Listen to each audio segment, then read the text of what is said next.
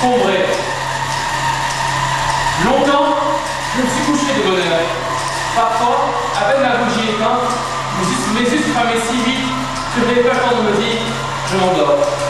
Et, une demi-heure après, la pensée qui était en de chercher le sommeil m'éveillait. Je voulais poser le volume que je croyais avoir encore dans les mains pour souffler ma lumière. Je n'avais pas cessé en dormant de faire des réflexions sur ce que je voulais devenir. Mais ces réflexions me tenaient un peu particulier. Il me semblait que j'étais moi-même ce dont parlait l'ouvrage, de l'église, à Croix-Fort, la rivalité de François Ier de Charles-Quint. Cette croyance suivit pendant quelques secondes à mon réveil.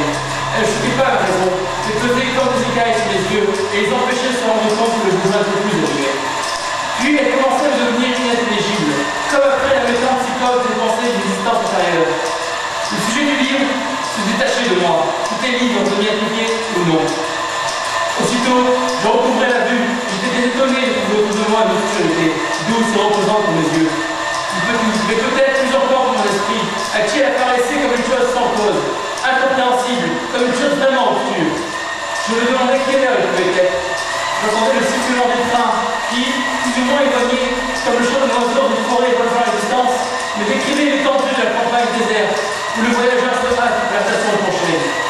Et le petit chemin qui suit va être gravé dans le souvenir à l'excitation qui doit des lieux nouveaux, à des actes inaccoutumés, à la causerie hérissante et aux adieux sur la lampe étrangère qui nous suivent encore dans le silence de la nuit, à la douceur prochaine du retour.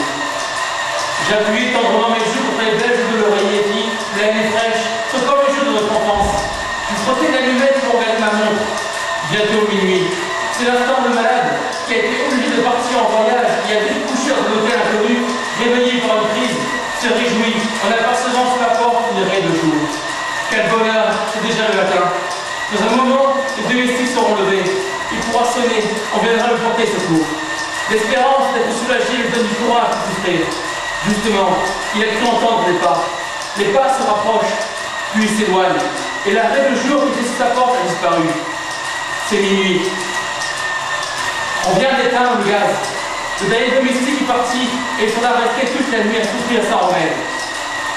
Je me rendormais et parfois, je n'avais plus que de courts réveils à l'instant, le temps d'entendre les traitements organiques des boiseries, d'ouvrir les yeux pour fixer le kaléidoscope de l'obscurité, de goûter grâce à une lueur momentanée de conscience, le sommeil où étaient plongés les meubles, la chambre, le tout ne jouait qu'une petite partie et à l'insensibilité duquel je retrouvais vite l'unir.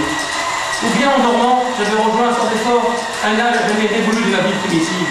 Retrouver celle de mes terreurs enfantines, comme celle dont mon grand-oncle me tira pour mes boucles et qu'elle avait dissipé le jour.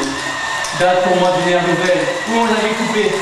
J'avais oublié cet événement pendant mon sommeil. Je retrouvais le souvenir aussitôt que j'avais réussi à m'éveiller pour échapper aux mains de mon grand-oncle.